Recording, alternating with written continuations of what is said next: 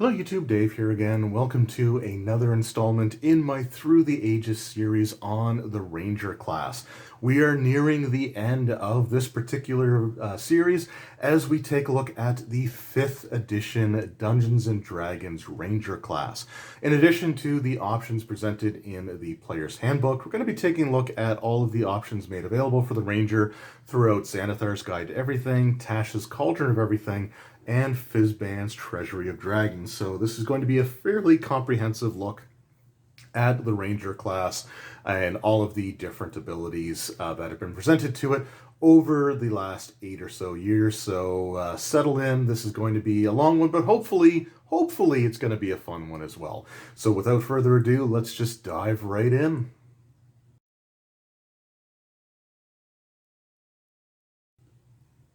So let's begin with the Player's Handbook. The Ranger class can be found on page 89. So let's get to there. That's the beginning of the Druid's description. We do have the generic, or the iconic Druid, I guess, for 5e, along with the symbol, which actually is very reminiscent of Dritz. You've got the animal track there, and what looks like perhaps like two weapons, two scimitars, or just for the 2-weapon fighting ability that some Rangers will have. We do have our level progression table here and our class features. So the Ranger in 5th edition is increased back up to a D10 hit dice.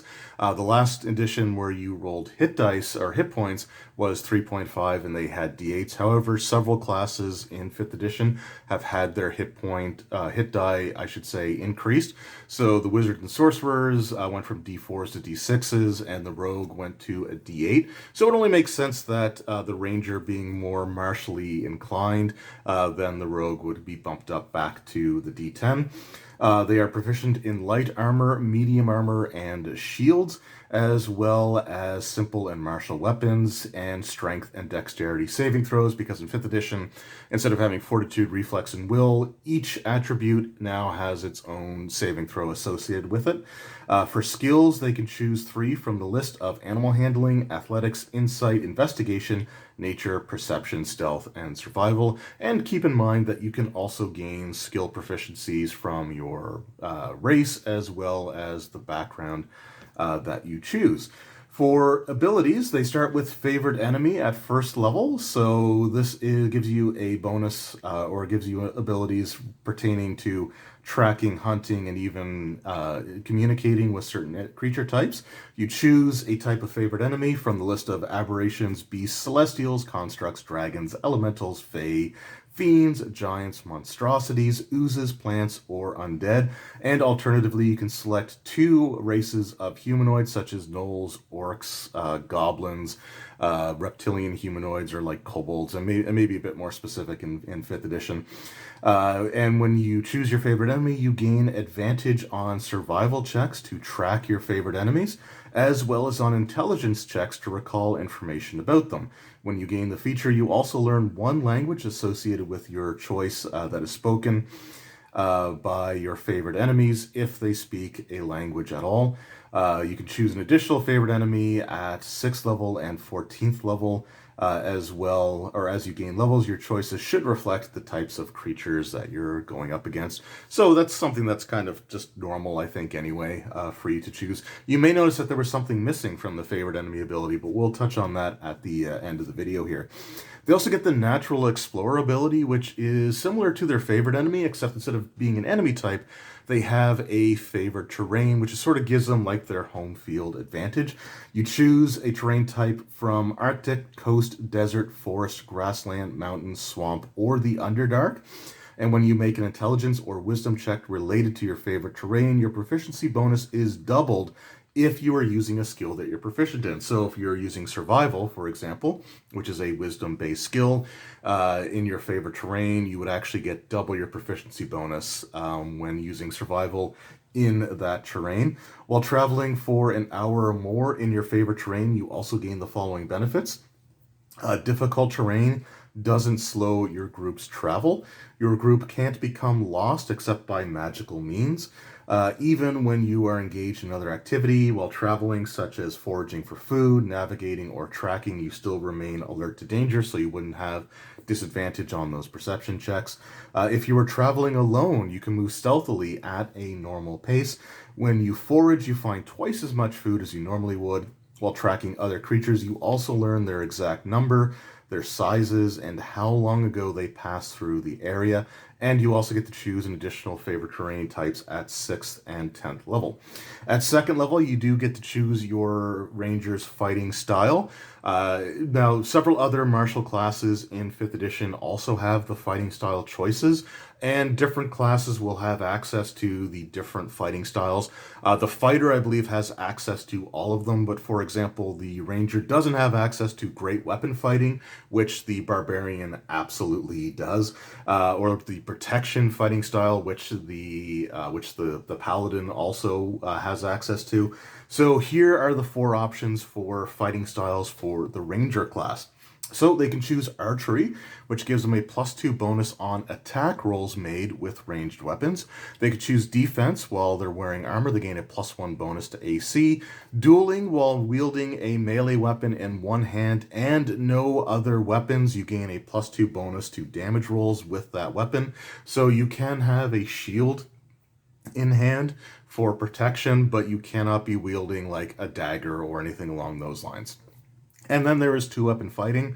When you engage in 2-weapon fighting, you can add your ability modifier to the damage of the second attack, which normally in 5th edition, if you don't have access to the 2-weapon fighting style, you would only be able to roll the weapon's dice and add nothing else to it, except for like a magical bonus or things along those lines. But if you have the 2-weapon fighting style, you get to add either your strength or dexterity modifier, depending on what type of weapon it is that you're using. Spell casting. So rangers actually gain spells starting at 2nd level in 5th edition, which is great. They are sort of similar to sorcerers in the fact that they have their number of spells known, so they do cast their spells spontaneously. They have a limited list that they can choose from, and they only know a set number. So, for example, at 2nd level, they know 2 spells, and they gain their 3rd spell that they know at 3rd level, and they don't gain another new spell that they can learn until 4th level. They do use wisdom for their spell casting, so for the DC as well as any spell attack rolls, you would use your wisdom modifier for that.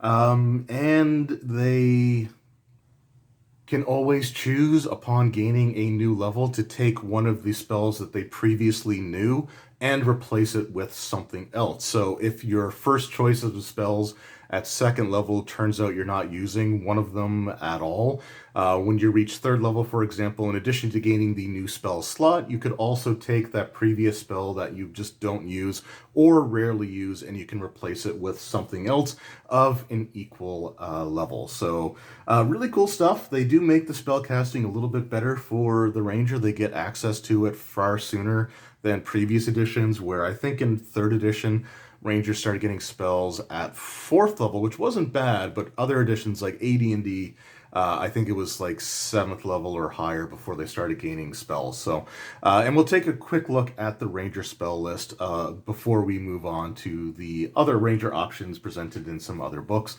They also get to choose their archetype, so they can choose from the Hunter or Beastmaster, which we'll take a quick look at here in a moment. And they do gain additional features from that archetype at various levels. They get Primeval Awareness at 3rd level, so you can use your action and expend 1 Ranger spell slot to focus your awareness on the region around you. For 1 minute per level of the spell slot you expended, you can sense whether the following types of creatures are present within 1 mile of you, or types of creatures are within 6 miles if you are in your favored terrain. So you can learn how many aberrations, celestials, dragons, elementals, fays, fiends, or undead. This feature doesn't reveal the creature's location or number, just the fact that they are present. You get ability score improvements at various levels as well, 4th, 8th, 12th, 16th, and 19th. So with those, you can increase one attribute by an additional +2, two attributes by an additional +1, or you can forego those that increase altogether, and instead you can choose a feat from the Player's Handbook, or there's feats from some of the other books that have come out as well, as long as your DM is allowing the use of feats, because feats are optional. Now, the ability score increases. The ability scores in 5th edition are hard capped at 24 player characters, with only a few exceptions, like the Barbarian, for example. At 20th level, they can increase their strength beyond 20. But for the majority, from almost every other character class, you are capped at 20 for your attributes. So it's one of those things you have to kind of think about, especially as you progress to higher levels. You know, you're going to reach that level of 20 relatively quickly in your primary attributes. So do you want to bump some of your other ability scores up, or look at feats? You'll also gain one extra attack starting at 5th level. So when you attack using the attack action, you get to attack twice instead of just once. And you still can, if you're using two-weapon fighting, you can still use your offhand weapon using your bonus action. At 8th level, they get Land Stride, so moving through non-magical difficult terrain costs you no extra movement. You can also pass through non-magical plants without being slowed by them or without taking any damage from them if they have thorns, spines, or similar hazard. In addition, you have advantage on saving throws against plants that are magically created or manipulated to impede movement, such as those created by the Entangle spell. And that's not limited to your favorite terrain, which is great. Hide in plain sight. At 10th level, you can spend 1 minute creating camouflage for yourself. You must have access to fresh mud, dirt, plants, soot, and other naturally occurring materials with which to create the camouflage. Once you are camouflaged in this way, you can try to hide by pressing yourself up against a solid surface, such as a tree or a wall, that is at least as tall and wide as you are. You gain a +10 bonus to stealth checks, as long as you remain there without moving or taking actions. Once you move or take an action, you must camouflage yourself again to gain this benefit. It's cool to get the +10 bonus, to be able to hide in plain sight, but it's not something you're going to use a ton, because once you take an action, it's ruined, and you'd have to spend another minute creating, camouflage for yourself to gain the benefits of it again. At 14th level, they gain Vanish, so you can use the hide action as a bonus action on your turn.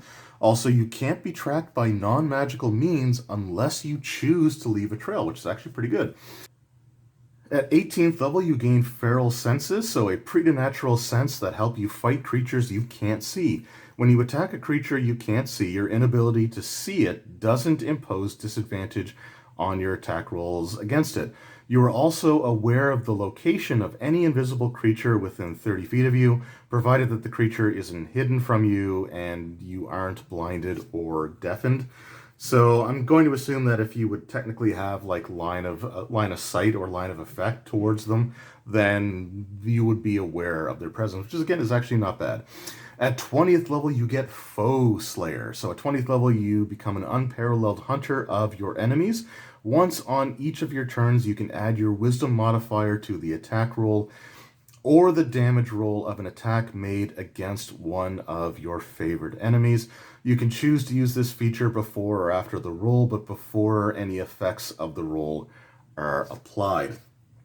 So again, I'll share my thoughts on that in a moment, but that's one of the abilities that they get. That's their 20th level ability. All right, so now let's take a look at the archetypes. So we do have the two different archetypes here, the Hunter and the Beastmaster. So starting with the Hunter, at 3rd level, they get Hunter's Prey. So you gain one of the following features of your choice: Colossus Slayer, your tenacity can wear down the most potent foes. When you hit a creature with a weapon attack, the creature takes an extra 1d8 damage. If it's below its hit point maximum, you can deal this extra damage only once per turn. There's Giant Killer. When a large or larger creature within 5 feet of you hits or misses you with an attack, you can use your reaction to attack the creature immediately after its attack, provided that you can see the creature. So you basically get like a free riposte against them. And then there's Horde Breaker. So once on each of your turns, when you make a weapon attack, you can make another attack with the same weapon against a different creature that is within 5 feet of the original target and within the reach of your weapon. Not bad, I guess. They also get Defensive Tactics at 7th level. So again, you get to choose from one of the following. You get Escape the Horde, so opportunity attacks against you are made with disadvantage. Keep in mind that opportunity attacks in 5th edition are pretty... I'm not going to say that they're non-existent, but they're pretty rare. Like, I recently wrapped up a 5th edition game that I was running my Rime of the Frost Maiden campaign, and I don't recall very many times. There may have been half a dozen times where an attack of opportunity is something that would have been granted. And honestly, there were more instances of me just, granting an attack of opportunity because it just seemed more logical to do so based on a situation or circumstance.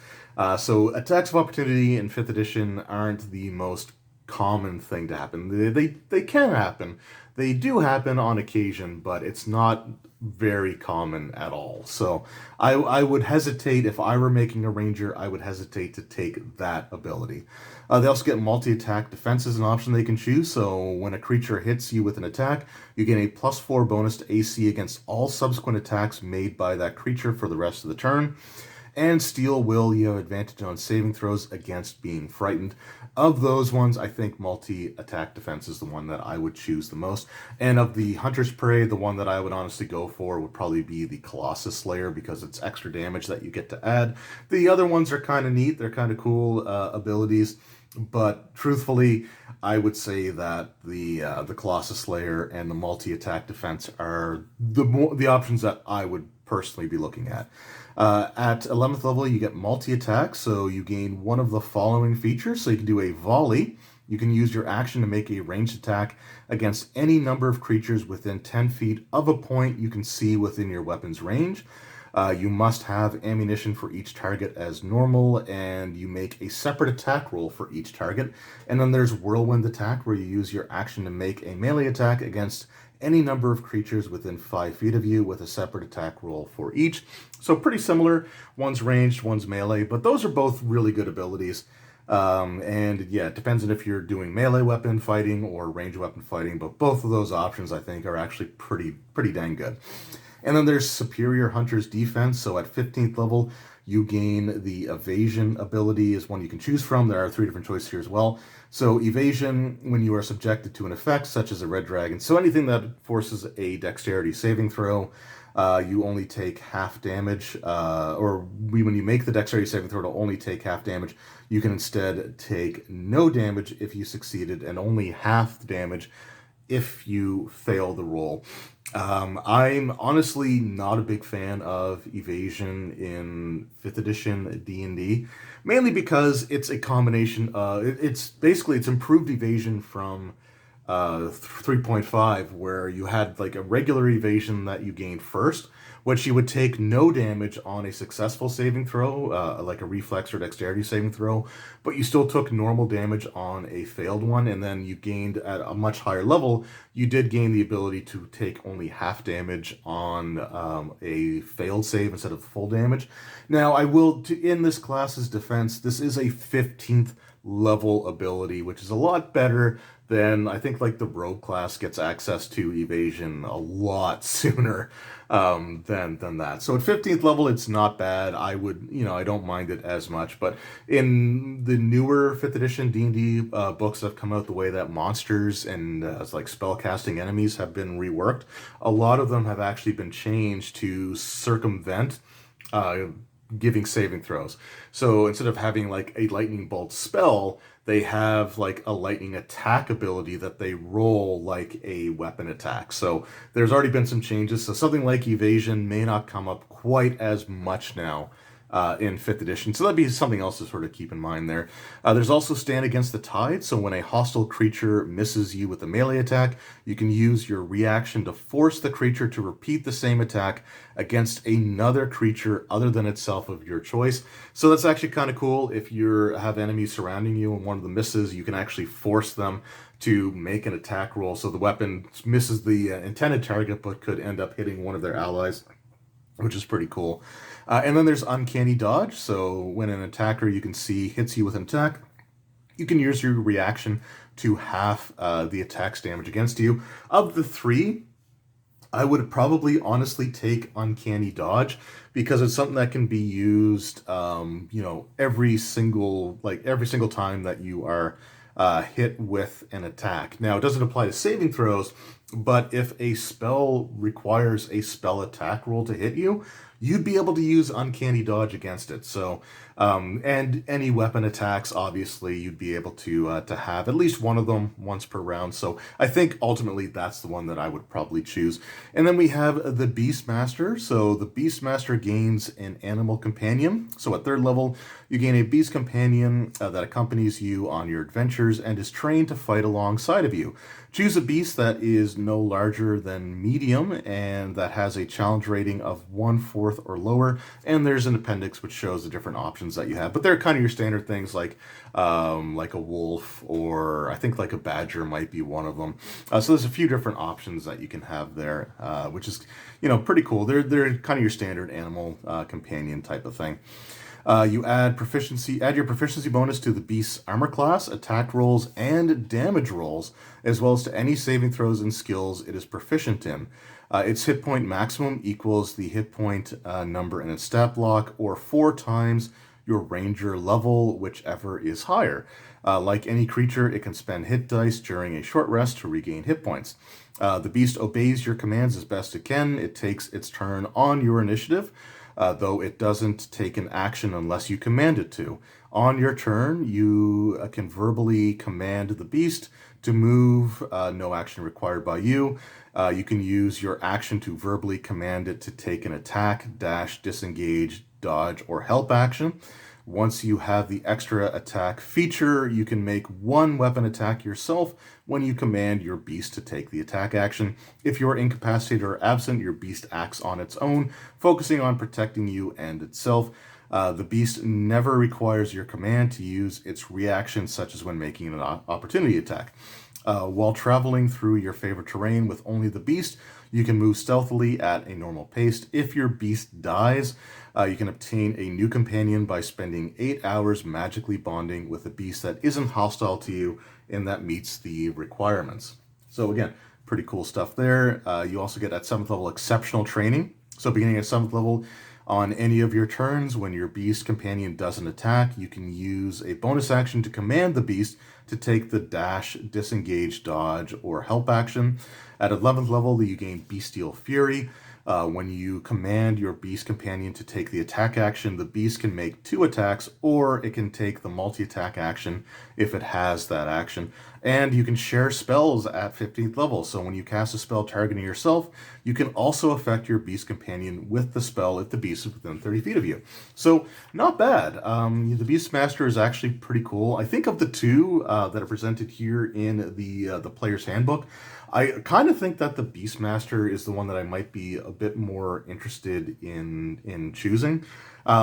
And if you're doing a 2-up in fighting ranger, for example, then when you get the second attack action or the extra attack action, if you're 2-up in fighting, for example, you could command your beast to attack, make your secondary attack with your own primary weapon, and still use a bonus action to get your offhand attack. So I think the Beastmaster of the two is probably the one, like I said, I think that I would choose the most. So now let's just take a quick look at the Ranger spell list. We're not going to go through every single spell that they have, but we will try to see some of the cool things that they get. And just overall, see if their spellcasting ability is a bit more useful than it was in, say, like 3rd edition, where they didn't get a cure spell until 2nd level, and it was not very good because by the time they got 2nd level spells, other classes like the wizard and cleric, I think, were up to like their 4th level spell slots. So here we got the ranger spells. They do get cure wounds as a 1st level spell, which is great. It's a useful spell to have. They also have hunter's mark, which I believe allows them to deal extra damage against a specific target. So again, some cool stuff there. Good Berry is a pretty good utilitarian healing thing, where if somebody's down, you can just pop a berry in their mouth to give them 1 hit point to get back up. So some pretty good spells there overall. 2nd level, some of their really good spells are Cordon of Arrows, so you can basically create a magical trap that when an enemy or a non-designated target comes within a certain range of it, it automatically fires and makes an attack roll against the target. So that's a good one. Having Find Traps might be good if you don't have a rogue in the party. You get Lesser Restoration, which is a useful ability to have. Pass Without Trace, protection from poison, Bark Skin. So they do get some pretty good spells there. At 3rd level, they get some things like Lightning Arrow. There's other, I think in Xanathar's Guide, they get like the Flame Arrow spell as well, where you just get to add extra elemental damage to your arrow's attack. Non-detection, which is okay. The water breathing is pretty good. Protection from energy is great. Yeah, so some good spells there. At 4th level, they get Conjure Woodland Beings, Freedom of Movement, which is always a good spell to have at the ready if you need it. Grasping Vine, Locate Creature, and Stone Skin. And in 5th edition, they actually get up to 5th level spells. I believe in 3.5, they were limited to 4th level spells. So here they can get Commune with Nature, Conjure Volley, which just creates like a volley of arrows, Swift Quiver, and Tree Stride. So their spell selection, they don't get a ton of spells, but the spells that they get, I think on average, this is probably one of the better Player's Handbook spell list for the Rangers. So if I could, comparing this to the 3rd edition or 3.5 Ranger spell selection, I think the 5th edition spells are a lot better. So that was my look at the Ranger abilities from the Player's Handbook, but we do have a few other options, so let's get through those now.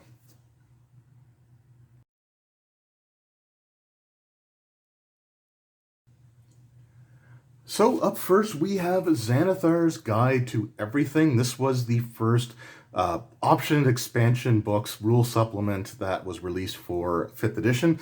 The Ranger options can be found starting on page 40.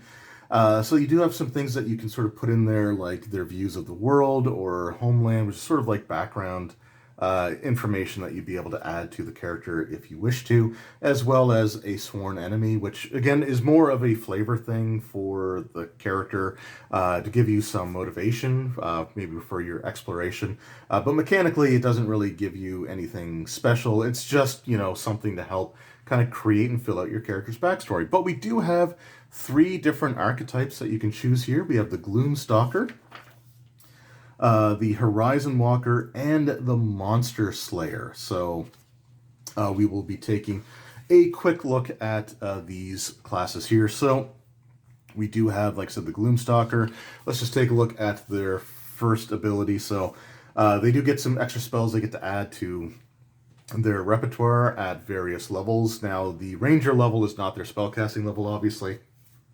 These are just spells that are automatically added to their known spells without having to take up like the choice that they get. So they automatically get Disguise Self at 3rd level, Rope Trick at 5th level, Fear at 9th level, Greater Invisibility at 13th level, and Seeming at 17th level. They get the Dread Ambusher ability at 3rd level. You master the art of the ambush. You can give yourself a bonus to your initiative rolls equal to your wisdom modifier. At the start of your first turn of each combat, your walking speed increases by 10 feet, which lasts until the end of that turn. If you take the attack action on that turn, you can make 1 additional attack as part of that action. If the attack hits, so the second attack, not the first one, the target takes an extra d8 damage of the weapon's damage type, so like slashing, bludgeoning, or piercing, for example. At third level, they also gain umbral sight, so they gain dark vision now to a range of 60 feet, and if they already have it, it's increased by an additional 30 feet. You are also adept at evading creatures that rely on dark vision. While in darkness, you are invisible to any creature that relies on dark vision to see you in that darkness. At 7th level, you get Iron Mind. You have honed your ability to resist the mind-altering powers of your prey. You gain proficiency in wisdom saving throws. If you already have this proficiency, you instead gain proficiency in intelligence or charisma saving throws, your choice. Stalker's Flurry. So at 11th level, you learn to attack with such unexpected speed that you can turn a miss into another strike. Once on each of your turns, when you miss with a weapon attack, you can make another weapon attack as part of the same action. And at 15th level, they get Shadowy Dodge. You can dodge in unforeseen ways with wisp of supernatural shadow around you. Whenever a creature makes an attack roll against you and doesn't have advantage on the roll, you can use your reaction to impose disadvantage. You must use this feature before you know the outcome of the attack roll. And I'll share my thoughts on these three options before I move on to the next book, but yeah. All right, then up next we have the Horizon Walker. So they do get to add spells as well. So at 3rd level, they add Protection from Good and Evil. At 5th level, you get Misty Step added to your repertoire. At 9th level, you gain Haste. At 13th level, you gain Banishment. And at 17th level, you gain Teleportation Circle. Detect Portal. So at 3rd level, you gain the ability to magically sense the presence of a planar portal. As an action, you can detect the distance and direction of the closest planar portal within 1 mile of you. Once you use this feature, you can't use it again until you finish a short or long rest. Planar Warrior. So at 3rd level, you learn to draw on the energy of the multiverse to augment your attacks. As a bonus action, choose one creature you can see within 30 feet of you.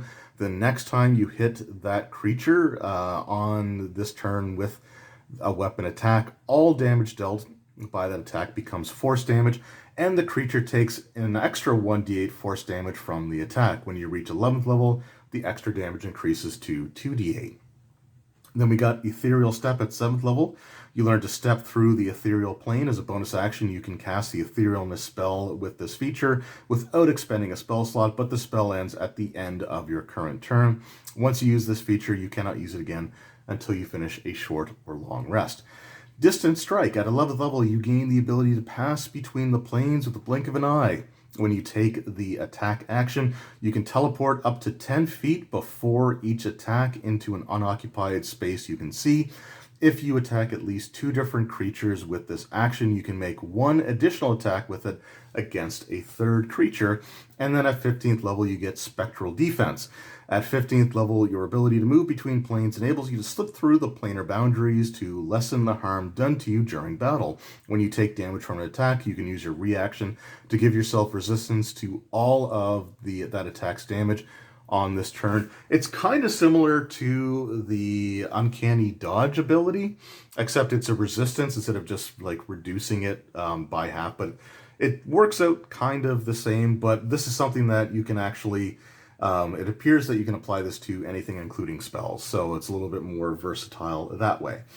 The final option here is Monster Slayer. So you've dedicated yourself to hunting down creatures of the night and wielders of grim magic. Okay, a Monster Slayer seeks out vampires, dragons, evil fae, fiends, and other magical threats.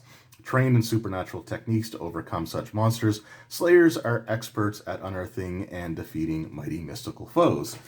So the spells that they get to add to their repertoire are Protection from Good and Evil at 3rd level, Zone of Truth at 5th level, Magic Circle at 9th level, Banishment at 13th level, and Hold Monster at 17th level. They gain Hunter Sense at 3rd level, so you gain the ability to peer at a creature and magically discern how best to hurt it. Dang.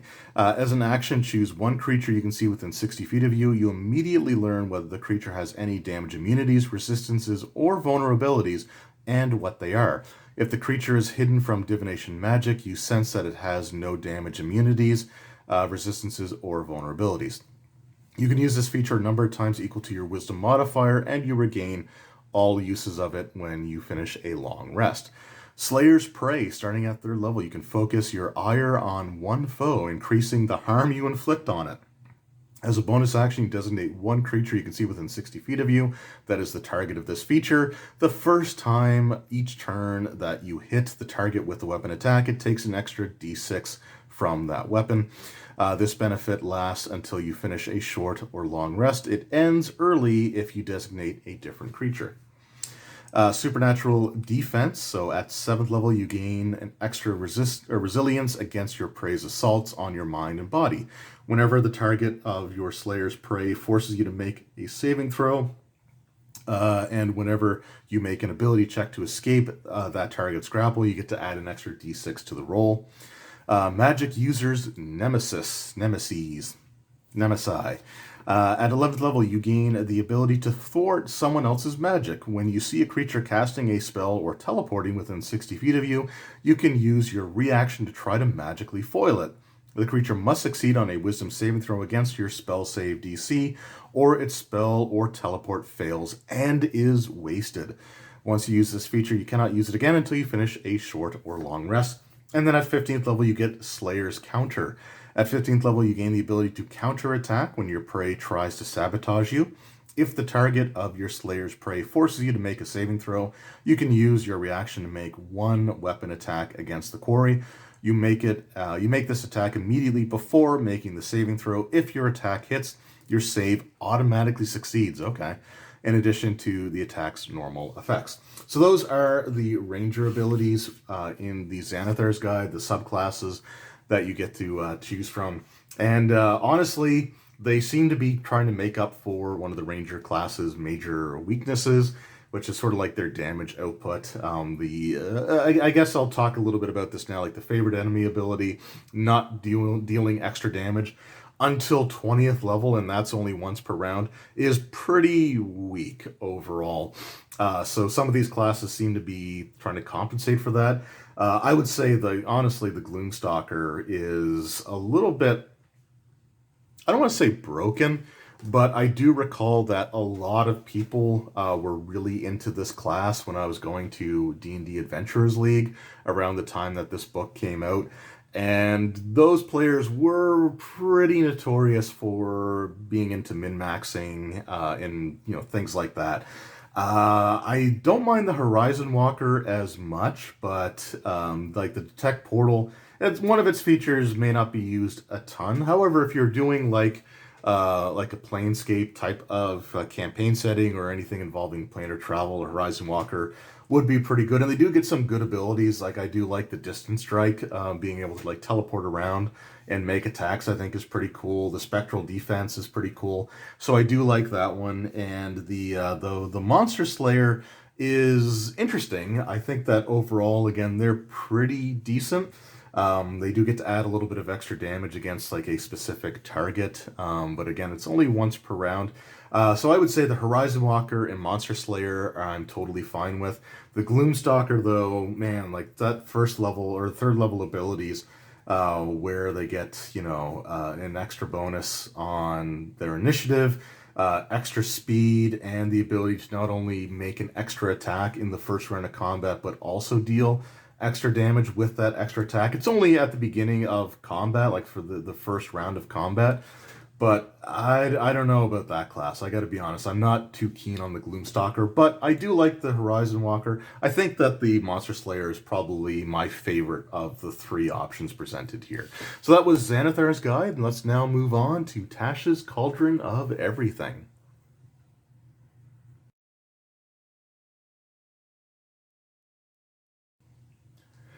All right, so now we come to Tasha's Cauldron of Everything. And I gotta be honest, I haven't really looked at this book since I did my initial review. I wasn't super keen on this one overall, to be completely and totally honest. But let's take a look at the Ranger class options and see what we have here. The Ranger options do start on page 56. And I will say, one of the things that I do kind of like is the fact that they actually have optional class features here. So there are abilities that you can take that will simply replace previous versions of like the class. So for example, the favorite foe here, it says it's a first level ranger feature that replaces the favorite enemy feature and works with the foe slayer feature, which I think is the one that you get at 20th level. But let's take a look at all the different ones that we have. So first we have Deft Explorer. So it's a first level ranger feature which replaces the natural explorer. So it says you are an unsurpassed explorer and survivor, both in the wilderness and in dealing with others in your travels. You gain the canny benefit below, and you gain an additional benefit when you reach 6th and 10th level. So you get canny at first level. Choose one of your class skill proficiencies. Your proficiency bonus is doubled for any ability checks you make with the chosen skill. And you can also speak, read, and write 2 additional languages of your choice. At 6th level, you gain roving. Your walking speed increases by 5 feet, and you gain a climbing speed and a swimming speed equal to your walking speed. And then at 10th level, you gain tireless. So as an action, you give yourself a number of temporary hit points equal to 1d8 plus your wisdom modifier to a minimum of 1 temporary hit point, because I did run a campaign where I had a player make a ranger and want to use their spellcasting ability, but only had an 8 wisdom, so they had like a -1 modifier. So they could roll, if they were rolling their cure spell, cure wounds, they could roll, a d8 and add their wisdom modifier, which would be subtracting 1. So technically, they could, on the dice at least heal for 0. So, it does have the minimum of 1, which is good. You can use this action a number of times equal to your proficiency bonus, and you gain all expended uses when you finish a long rest. In addition, whenever you finish a short rest, your exhaustion level, if any, is decreased by 1. And then we got the favored foe ability. So this replaces, like I said, favored enemy. When you hit a creature with an attack roll, you can call on your mystical bond with nature to mark the target as your favorite enemy for 1 minute or until you lose your concentration. The first time on each of your turns that you hit your favorite enemy, you deal damage to it, including when you mark it, you can increase the damage by 1d4. You can use this feature to mark a favorite enemy a number of times equal to your proficiency bonus, and you gain all expended uses when you finish a long rest. This feature's extra damage increases when you reach certain levels, so it goes up to a d6 at 6th level and to a d8 at 14th level. It also does add some additional ranger spells to their spell list, including Greater Restoration as a 5th level spell, which is actually really good. That's actually a decent one to have. And then other things like Gust of Wind, Summon Beast, Magic Weapon, Elemental Weapon, Meld to Stone, Revivify, another decent one to have. So you get some decent spells there. They also get some new fighting style options, which again is kind of cool to see. So there's Blind Fighting. You have blind sight to a range of 10 feet. Within range, you can effectively see anything that isn't behind total cover, even if you're blinded or in darkness. Moreover, you can see an invisible creature within that range unless the creature successfully hides from you. There's also Druidic Warrior. You learn 2 cantrips of your choice from the Druid spell list. They count as ranger spells for you, and Wisdom is your spellcasting ability for them. Whenever you gain a level in this class, you can replace one of these cantrips with another cantrip from the Druid spell list. So, again, not too bad there. Then there's Thrown Weapon Fighting. You can draw a weapon that has the thrown property as part of the attack you make with the weapon. In addition, when you hit with a range attack using a thrown weapon, you gain a +2 bonus to the damage roll. And then a 2nd level feature here, Spellcasting Focus. You can use Druidic Focus as a spellcasting focus for your ranger spells. A Druidic Focus might be a sprig of mistletoe or holly, a wand, a rod made of yew, or other special wood, a staff drawn whole from a living tree, or an object incorporating feathers, fur, bones, and teeth from sacred animals. At 3rd level, there's Primeval Awareness. So this feature replaces this replaces Primeval. Okay, so this just, Primal Awareness. I can read. Primal Awareness replaces the Primeval Awareness feature. You can focus your awareness through your interconnections with nature. You learn additional spells when you reach certain levels in this class, if you don't already know them, as shown on the Primeval Awareness table. These spells don't count against the number of spells that you know, so at 3rd level, Speak with Animals, 5th level, Beast Sense, 9th level Speak with Plants, 13th level Locate Creature, and 17th level Commune with Nature. You can cast each of these spells once without expending a spell slot.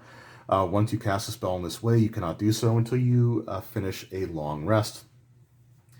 At 4th level, there is Martial Versatility. So whenever you reach a level in this class that grants an ability score improvement, you can replace a fighting style you know with another fighting style available to Rangers. This replacement represents a shift in focus for your martial practice. So that's actually not bad. I kind of like that one. Mainly because, like I said, the ability score increases. You are capped at 20, and, you know, there's not a huge use in bumping up your, like, dump stat, and if your Dungeon Master isn't allowing feats, for example, the ability to choose to swap out a fighting style, not too bad. I actually kind of like that one. 10th level, there's Nature's Veil, which replaces the Hide in Plain Sight. You draw on powers of nature to hide yourself from view briefly as a bonus action. You can magically become invisible along with any equipment you are wearing or carrying until the start of your next turn. You can use this feature a number of times equal to your proficiency bonus, and you regain all expended uses when you finish a long rest. So I do prefer that one, honestly, over the Hide in Plain Sight one. And then we have some Ranger archetypes here. For the Fey Wanderer, again, they get some abilities that they can add here. At 3rd level, they gain Dreadful Strikes. You can augment your weapon strikes with mind-scarring magic drawn from the gloomy hollows of the Feywild. When you hit a creature with a weapon, you can deal an extra 1d4 psychic damage to the target, which can take this extra damage only once per turn. The extra damage increases to 1d6 when you reach 11th level in this class. I'm assuming that stacks with the new, like, favorite enemy option, the favored foe, because they are two different types. This would be this would be psychic damage, and the other, I think, is the same damage as your weapon. So yeah, you'd actually be able to stack those together, which is pretty good. And then you get Fey Wanderer Magic, so you get to add extra spells to your spells known.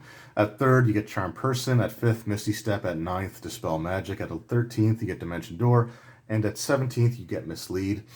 You also receive a preternatural blessing from a Fey ally or a place of Fey power. Choose your blessing from the Feywild Gifts table or determine it randomly. These are, again, just sort of minor, like, cosmetic things. They're not game mechanics, so I'm just, one of them is like fresh seasonal flower sprout from your hair each dawn. Your horns or antlers sprout from your head. Your skin and hair change color to match the season each day at dawn. So they're kind of cool little flavor things, but that's not really a mechanical feature. They also gain Otherworldly Glamour at 3rd level, so your Fey qualities give you supernatural charm. As a result, whenever you make a charisma check, you gain a bonus to the check equal to your wisdom modifier, minimum of +1. In addition, you gain proficiency in one of the following skills of your choice: Deception, Performance, or Persuasion. At 7th level, you get Beguiling Twist. The magic of the Feywild guards your mind. You have advantage on saving throws against being charmed or frightened. In addition, whenever you or a creature you can see within 120 feet of you succeeds on a saving throw against being charmed or frightened, you can use your reaction to force a different creature you can see within 120 feet to make a wisdom saving throw against your save DC. If it fails, the target is charmed or frightened by you, your choice, for 1 minute. The target can repeat the saving throw at the end of each of its turns, ending the effect on itself on a successful save. So you can basically redirect like frightened magic or fear magic or charm magic targeted against you, or one of your allies against an enemy. It's kind of a neat ability, but the fact, like, again, in 5th edition, the fact that you get to repeat the save at the end of every single round does limit how good something like a charm can be, but it is what it is. It's still a decent ability. At 11th level, you get Fey Reinforcements, so the Royal Courts of the Feywild have blessed you with the assistance of Fey beings. Summon Fey, a spell found in Chapter 3. It doesn't count against the number of Ranger spells and you can cast it without a material component, which is something that is very strictly enforced, I know, in most people's D&D games. You can also cast it once without a spell slot, and you regain the ability to do so when you finish a long rest. Whenever you start casting the spell, you can modify it so that it doesn't require concentration. If you do so, the spell's duration becomes 1 minute for that casting. And then you get Misty Wanderer at 15th level. You can slip in and out of the Feywild to move in the blink of an eye. You can cast Misty Step without expending a spell slot. You can do so a number of times equal to your Wisdom modifier, minimum of once.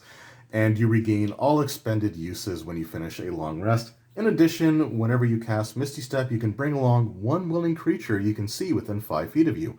That creature teleports to an unoccupied space of your choice within 5 feet of the destination. So yeah, that's not too bad. It's again very, planar themed, but that's fine. There's absolutely nothing wrong with that. The Horizon Walker was also, very planar focused, and this is just the drawing energies from the Feywild. So I kind of like that one. And then we got the Swarm Keeper. So feeling a deep connection to the environment around them, some rangers reach out through their magical connection to the world to bond with a swarm of nature spirits. Okay. The swarm becomes a potent force in battle as well as helpful company for the ranger. Some swarm keepers are outcasts or hermits, keeping to themselves and their attendant swarms rather than dealing with the discomfort of others. Other swarm keepers enjoy building vibrant communities that work for the mutual benefit of all those they consider part of their swarm. Okay, so for their abilities at 3rd level, there's Gathered Swarm. A swarm of intangible nature spirits has bonded itself to you and can assist you in battle. Until you die, the swarm remains in your space, crawling on you or flying and skittering around you within your space. You determine its appearance or you generate its appearance by rolling on the table. So they can appear as swarming insects, miniature twig blights, fluttering birds, or playful pixies. Once on each of your turns, you can cause the swarm to assist you in the following ways. Immediately after you hit a creature with an attack, the attack's target takes 1d6 piercing damage from the swarm. The attack's target must succeed on a strength saving throw against your spell save DC or be moved by the swarm up to 15 feet horizontally in a direction of your choice, or you are moved by the swarm 5 feet horizontally in the direction of your choice. So you basically shift. There's Swarm Keeper magic, so you get to add the following spells automatically without them counting as the spells that you have to choose yourself. At 3rd level, it's Fairy Fire and Mage Hand. At 5th level, Web. 9th level, Gaseous Form. 13th level, Arcane Eye. And 17th level, Insect Plague, which does make a lot of sense. There is Withering Tide. So you can condense part of your swarm into a focused mass that lifts you up. As a bonus action, you gain a flying speed of 10 feet and can hover. This effect lasts for 1 minute or until you're incapacitated. You can use this feature a number of times per day equal to your proficiency bonus, and you regain all expended uses after you finish a long rest. Mighty Swarm at 11th level. Your gathered swarm grows mightier in the following ways. The damage of Gathered Swarm increases to 1d8 as opposed to 1d6. If a creature fails a saving throw against being moved by Gathering Swarm, you can also cause the swarm to knock the creature prone. And when you're removed by the Gathering Swarm, it gives you half cover until the start of your next turn. That's not bad. And then Swarming Dispersal. You can discorporate into your swarm, avoiding danger. When you take damage, you can use your reaction to give yourself resistance to that damage. You vanish into your swarm and then teleport to an unoccupied space you can see within 30 feet of you, where you reappear with the swarm. And you can use this feature a number of times equal to your proficiency bonus, and you regain them all when you finish a long rest. There's also a few different animal companions that you can choose from if you had the Beastmaster subclass from the Player's Handbook. And they just have sort of like their different abilities. I'm not necessarily going to go into all like the animal companion stuff, but it is kind of cool that they have those features there. So yeah, overall, I kind of like the ranger abilities for the most part that were added here in this book. I'm not so keen on the subclasses. I don't think I would really personally be overly interested in playing either of those, but that's just myself. Like, I know that there are people that probably really love the Fey Wanderer and the Swarm Keeper, and they're not bad classes by any stretch of the imagination. It is interesting, once again, that both of them do have abilities that are kind of built around increasing the Ranger's damage, something that was, again, lacking in the player's handbook. But the alternate features here, the optional class features, I actually really like these, and I would absolutely have no issue allowing these to be used. Again, they sort of do take away from things like the favorite terrain thing, which you had in the player's handbook. The primeval awareness ability is replaced with something a little bit more.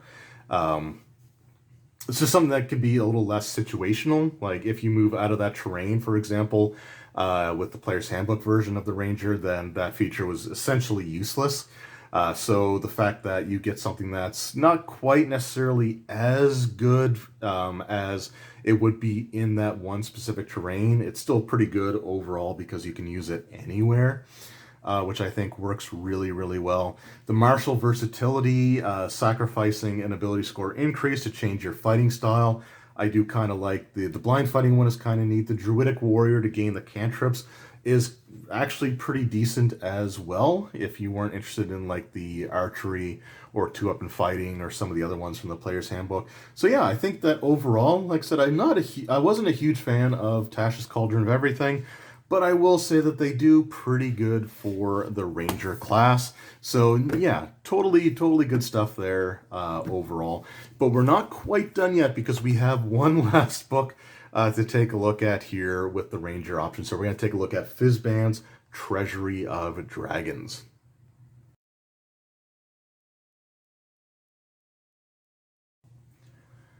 All right, so finally we have Fizban's Treasury of Dragons, which has a few subclass options available to it. The Ranger subclass, the Drake Warden, can be found starting on page 15. So the Drake Warden says your connection to the natural world takes the form of draconic spirit, which can manifest in physical form as a drake. As your powers grow, your drake grows as well, blossoming from a small four-legged companion to a majestic winged large creature strong enough for you to ride. Along the way, you gain an increasing share of the awe-inspiring power of dragons.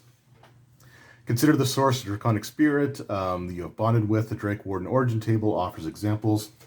We're not going to go through all of these, but there's one of them is a dragon gave you a geode or gemstone to care for. To your surprise, the drake hatched from that stone. You ingest a few drops of dragon blood, forever infusing your nature magic with draconic power. Stuff like that. So we get draconic gift starting at 3rd level. So the bond you share with your drake creates a connection to dragonkind, granting you understanding and empowering your presence. You gain the following benefits. Thaumaturgy. You gain the Thaumaturgy cantrip, which is a ranger spell for you. Tongue of the Dragons. You can learn, speak, read, and write Draconic, or one other language of your choice. And you gain a Drake companion. So as an action, you can magically summon the Drake that is bound to you. It appears in an unoccupied space of your choice within 30 feet of you. The Drake is friendly to you and your companions. It obeys your commands. See its game statistics below there. Whenever you summon the Drake, choose a damage type listed with its Draconic Essence trait. You can determine the cosmetic characteristics of the Drake, such as its color, scale, texture, or any other visible effects of its Draconic Essence. Your choice has no effect on game statistics. In combat, the Drake shares your initiative count, but it takes its turn immediately after yours. It can move and use reactions on its own, but the only action it takes on its turn is the dodge action, unless you take a bonus action on your turn to command it to take another action. That action can be one of its stat block or any other action, or some other action, sorry. If you were incapacitated, the Drake can take any action of its choice, not just dodge. So you can basically use your bonus action to have it bite, or use, I guess it's just bite. That's the only one that actually has there. Or you could have it do things like disengage, dash, like things along those lines. But yeah, it's pretty decent there. It's interesting that it is your bonus action, because with the Beastmaster that we had in the player's handbook, they actually had to sacrifice their action to command their animal companion, whereas here you're sacrificing your bonus action instead. So kind of interesting that they decided to do that. So the Drake remains until it is reduced to 0 hit points, until you use this feature to summon the Drake again, or until you die. Anything the Drake was wearing or carrying is left behind when the Drake vanishes.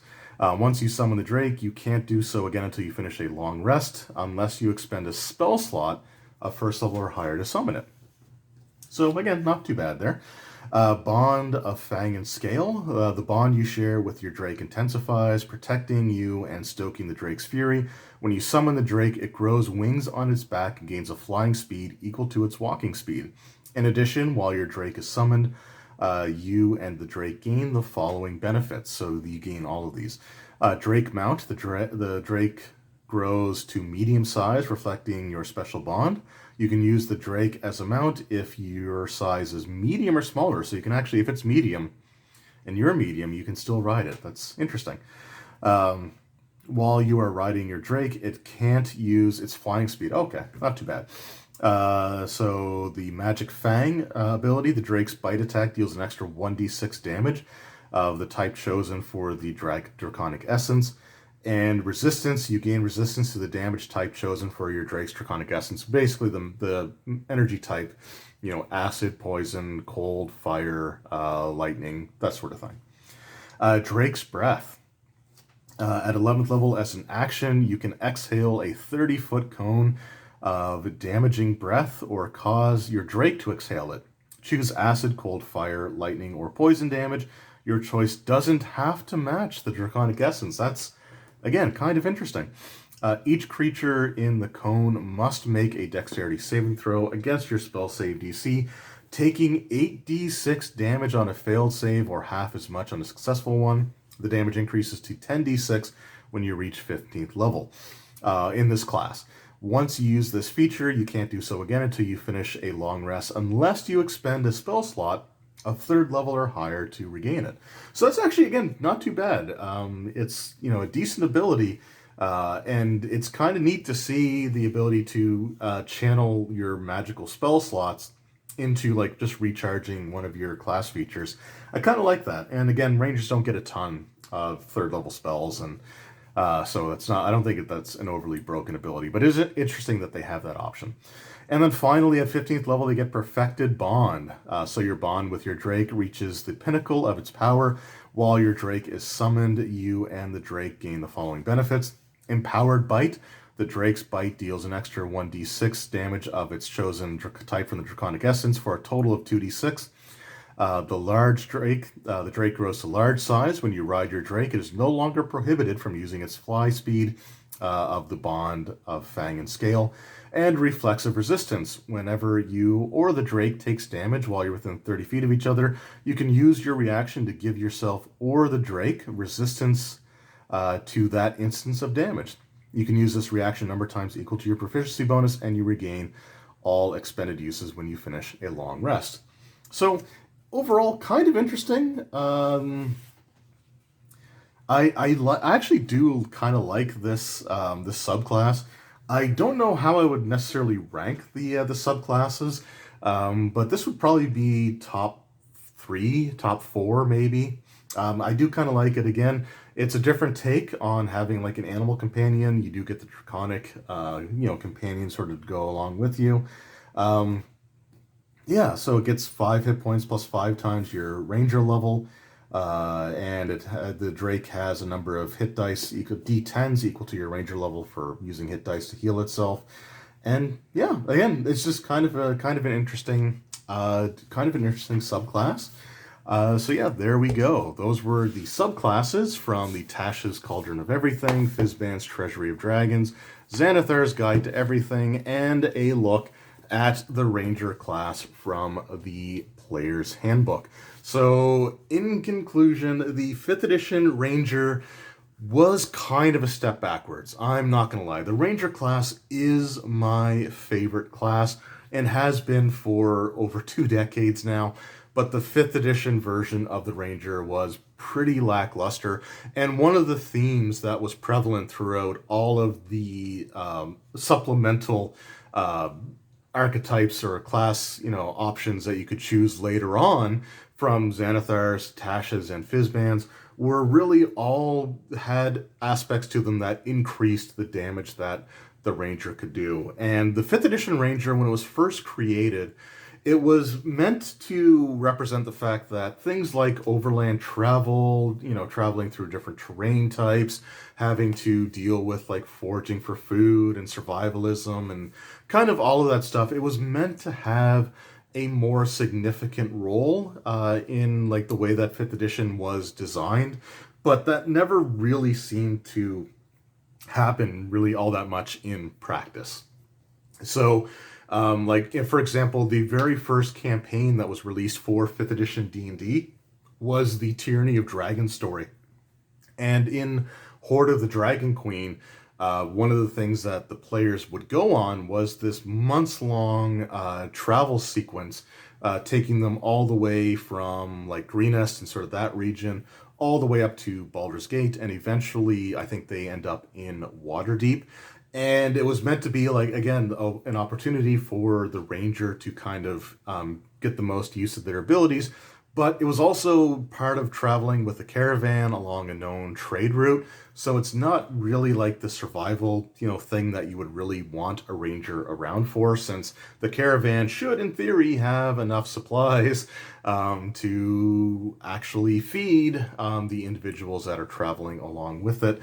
And but the Tomb of Annihilation, when that came out a few years ago, that one actually had a lot more potential for the ranger to get use out of those favorite terrain abilities, like the primeval awareness, like all of those things.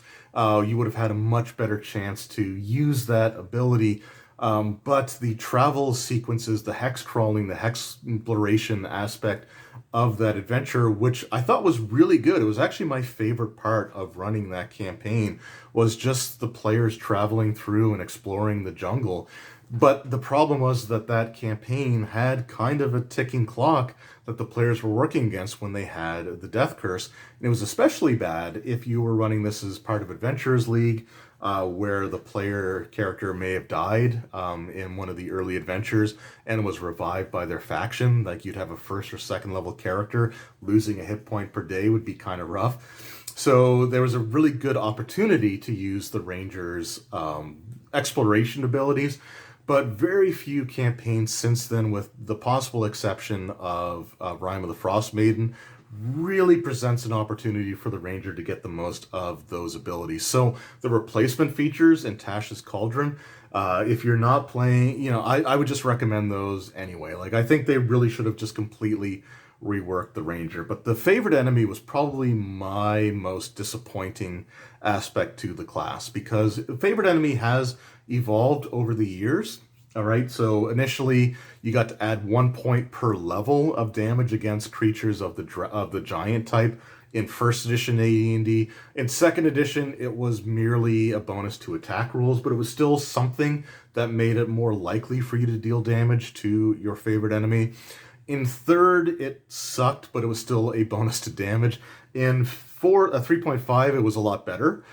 Because it was 2 points whenever you gained the favorite enemy ability, plus you got an extra 2 points when you gained your second favorite enemy, third, fourth, and fifth, that you'd be able to apply to get some pretty decent little extra damage bonuses, which again you just don't get in fifth edition. Now in fourth edition, they did remove the favorite enemy ability, but they replaced it with the Hunter's Mark ability, which essentially they chose a specific target and they would get to deal extra damage against that. And it became similar to the spell in 5th edition. But really, the 5e Ranger is really, really lacking unless your DM really plans to use a lot of like exploration, wilderness survival, and stuff like that in their campaigns. And again, with the default Ranger, it's only really useful if you're traveling within your favorite terrain. So if you were to run, for example, the Out of the Abyss adventure, where the characters begin as first level as being captured by the Drow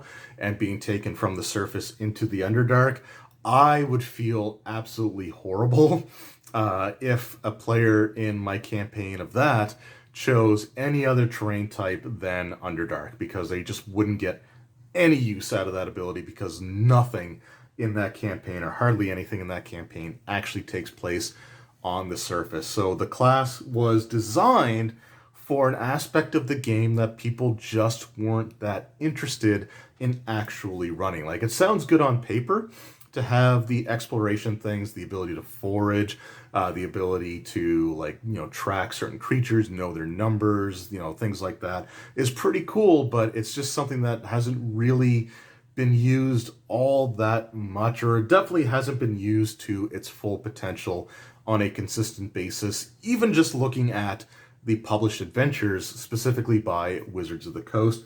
And it's a shame. Like I said, it's just, the Ranger is such, it's a class that has always kind of been on the cusp of being really good, but never quite reaching that point in D&D.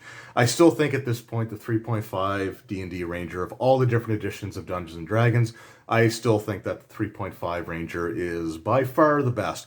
But the maddening thing about the 5th edition Ranger is it really wouldn't take that much to make it more useful, right? The only thing, and I don't know why they still haven't actually done this, but all they really needed to do was have an ability where your favorite enemy, you get to add your proficiency bonus to damage rolls against that target. And hey, you could even limit it to once per round, like things like sneak attack and other abilities have been reduced to. I'm totally fine with that because it would be consistent with other features that do increase damage. But why not just make that one simple change? And you've seen so many subclasses, alternate features that try to make the favorite enemy ability do something other than like skill checks, and like the ability to interact with your favorite enemy and speak its language is fine, I guess, but there were other versions of the Ranger where they were had such animosity for their favorite enemy that talking to them was like the last thing that they would want to do. So the 5th edition Ranger is frustratingly just close to being a good class, but doesn't quite get there. And the different things they've done to try to address that have been great, but it really, in my opinion at least, would just be a really simple fix of saying, yeah, you get to add your proficiency bonus once per round or once per turn to damage rolls against your favorite enemy type. Like, it should be that easy. So there you go. That was my look at the 5th edition Ranger, and including all of the expanded materials. But let me know in the comments below, what do you think of the 5e Ranger?